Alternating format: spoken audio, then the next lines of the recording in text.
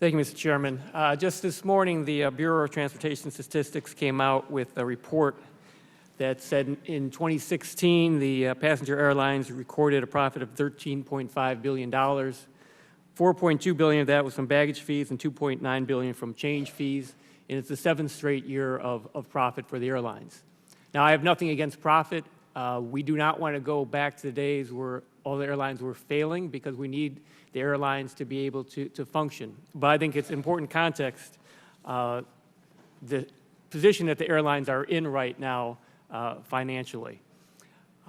I want to commend United and Southwest for some of their policy changes that they have made in recent weeks. And I encourage the other airlines to follow suit with those changes and in others. But these changes are not enough to protect airline passengers. And I think, as Ranking Member DeFazio said, we need to prod, regulate, or legislate so that passengers are better protected. 16 years ago on the House floor, the then-ranking member of the Aviation Subcommittee, I think Mr. Duncan was chairman of that subcommittee at that time, he said when discussing airline mergers, if there are only 3 or 4 mega carriers serving the U.S. market, the federal government will once again have to regulate the airline industry.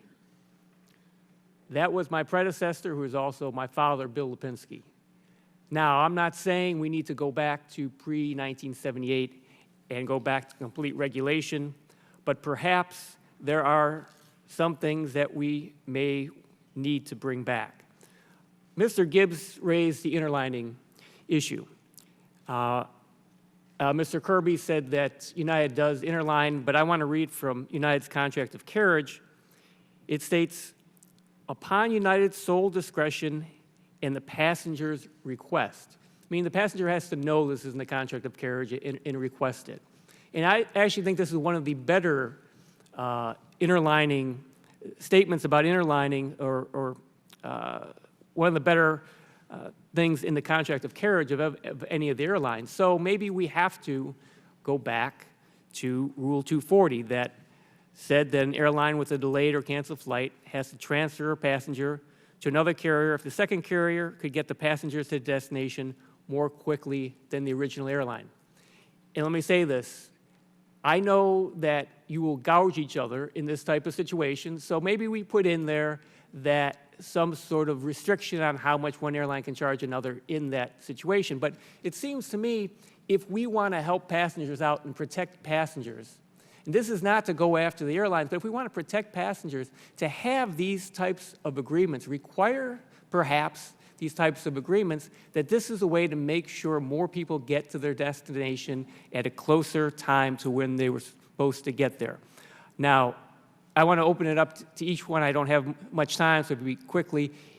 Is there a problem? Would this be a problem for you to do this? Let me start with United, whoever wants to answer.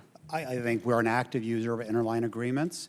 I think we've used them less and less as we became more reliable. And I think an important note is to have those fees and that money to reinvest in our business so that we can improve reliability. And that's been the first trick. But with regards to interline alliances, we're strong believers. How often do you use them? How often do passengers use them? We use them a lot less than we used to because we don't need to. It's not a function of wanting to. Would you be willing to make this more, change the contract of carriage where it doesn't say the passenger has to request it? I'll leave that language discussion to someone that's more versed in it. I think the way we put it into practice is pretty customer-oriented, and we also don't gouge for our agreements with our fellow, like others. That's good to hear. Congressman, I think ultimately what you're suggesting is finding better ways for us to accommodate customers in these situations, and we agree with that. And as I said previously, we do maintain these agreements with other airlines. Congressman, with the change to no overbooking, I expect the percentage of this happening to go down to 0.001%. So it's going to be a very small number of customers to need to be accommodated. We do not have official interline agreements. We have informal interline agreements at the airport. And a lot of times what we actually do is we empower our employees to actually buy tickets on other carriers to move our passengers to their destination.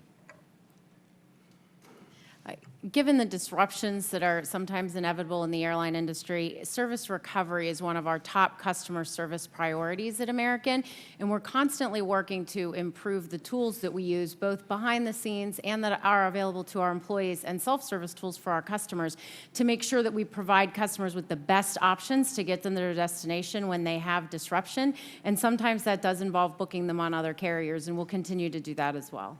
I don't want to regulate if we don't have to. I prefer not to, but I now know that I will ask every time. I have been told at times by Southwest, well, we don't have any interlining agreements. We can't put you on another airline. So I want to make sure people know. I will know, make sure people know to ask if this ever happens to them. And maybe that we can solve this problem. Thank you. All right, thank you very